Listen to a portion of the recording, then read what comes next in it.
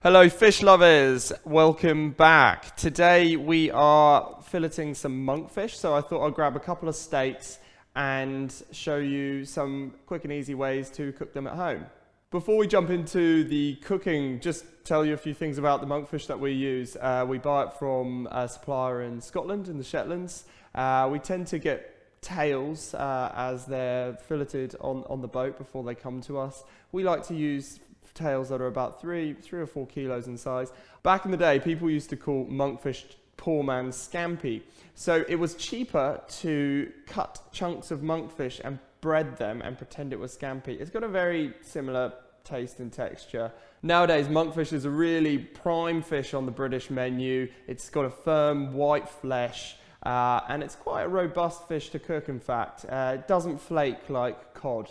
So let's get into the cooking. I'm going to show you 2 ways in which to cook your monkfish fillet steaks, and we're going to link to a third way, which is a monkfish curry recipe that we made a video about a few weeks back. First is going to be monkfish wrapped in Parma ham with a little bit of olive tapenade. And then the second, we're just going to simply pan fry the monkfish fillet steak with a little bit of butter, lemon, and some thyme. So I'm going to put a tiny little bit of oil on here just so it doesn't stick. Going to place our monkfish in the middle there, and I'm going to pop a little spoon of black olive tapenade on there. Okay, so now we've got our monkfish parcel. We're going to pop it in the oven at 180 to 200 depending on your oven for 20 minutes.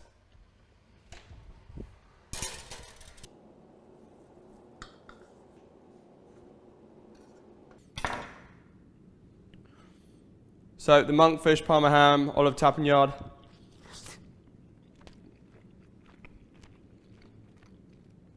Banging, lovely.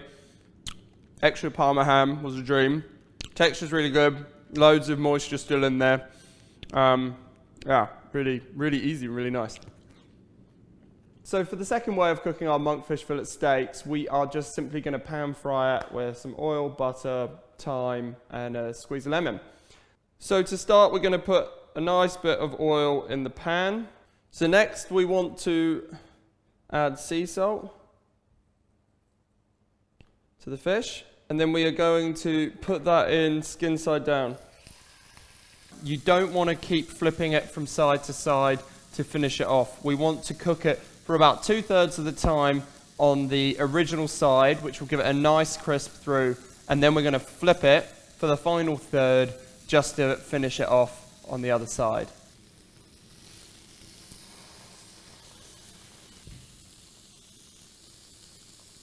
So we're going to add a little bit of butter. As you can see, I've actually caught the fish a little bit too much around the edges, but that won't be a problem. Once it's basted in butter, you won't even notice that. It's got a nice little texture to it. A little bit of lemon juice. A little bit of thyme in there.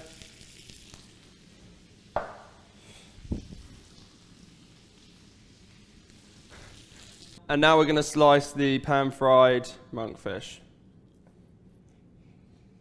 So, take a nice chunk.